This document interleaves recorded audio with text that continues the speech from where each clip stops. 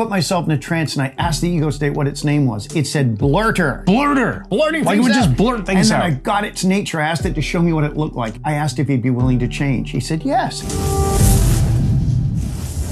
Hey everybody, in this video, we're going to have Mike Mandel talk to you about an awesome protocol that he created called ego state transformation. I think in this video, you'll get enough information to actually use this either on yourself or if you're a therapist to use this with your clients with remarkable results. So let's start it off. We're giving you a thumbnail introduction. We'll be really quick here. Ego states are subpersonalities. They're not imaginary. They're burned into the physical structure of your brain as neural pathways. When you point at yourself, you're pointing at an ego state, and we have them for all kinds of different tasks. Right. You have one that likes to drive, perhaps, and one that likes to teach, cook, one that likes to teach, and one that tells you you're tired.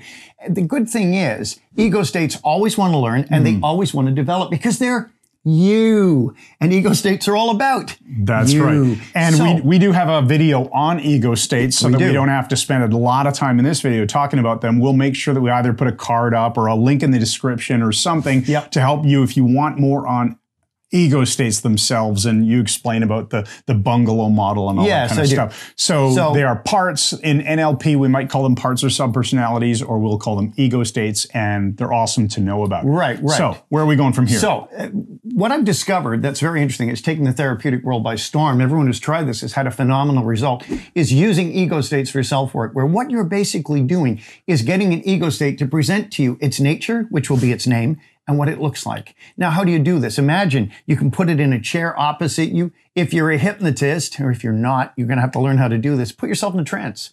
Contact the ego state. Now, in my own case, I had one that would blurt things out in front of my wife, things that would be irritating, not bad things, but would just talk about something she might take the wrong way and get worried. So I sat down, put myself in a trance, and I asked the ego state what its name was. It said blurter. Blurter. Blurting like things it would out. just blurt things out. And then I got its nature. I asked it to show me what it looked like. I saw a guy sort of unshaven with a big, huge mouth, head shaped like a pear, tiny little brain at the top, tiny little ears. Think about it. There's the nature. He talks. He blurts things out with his tiny big ears, mouth. doesn't listen. Doesn't listen, doesn't think. I asked if he'd be willing to change. He said yes. I said, you'll do an even better job. The pre-frame is crucial. They must want to change. And we made his mouth smaller, made his ears larger so he could listen. His mouth smaller, stopped him blurting things out so much, made his brain larger.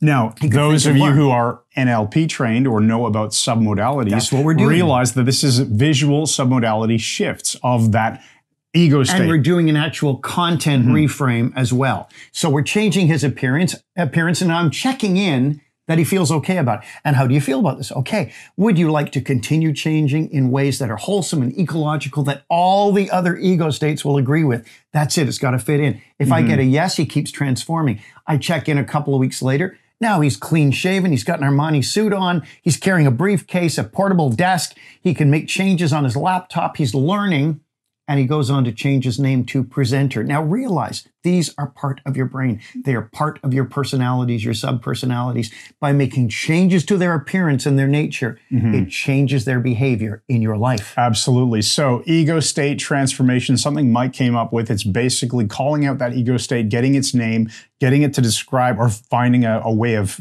describing what it looks like, changing that in terms of submodalities. Checking ecology all the way. Yeah, and now I remember the brilliant comment I was going to make, which is when you're asking these questions the way Mike just described, you're in a sense doing a yes set on yourself. It's quite interesting. So that is a tool that we encourage you to play with. If you want more hypnosis training from us, go visit MikeMandelHypnosis.com. We'll put a link in the description as well for our Mike Mandel Hypnosis Academy, which is our flagship online training. And before we close, recommend interactive ego state cards. They're fun to play with. Great to interesting figure out pictures. what your subpersonalities are and to work with them. You might find you might find that you have an ego state that resonates with that, the angry or crazy person or whatever. So they're interesting things. They help you with your work in terms of ego state.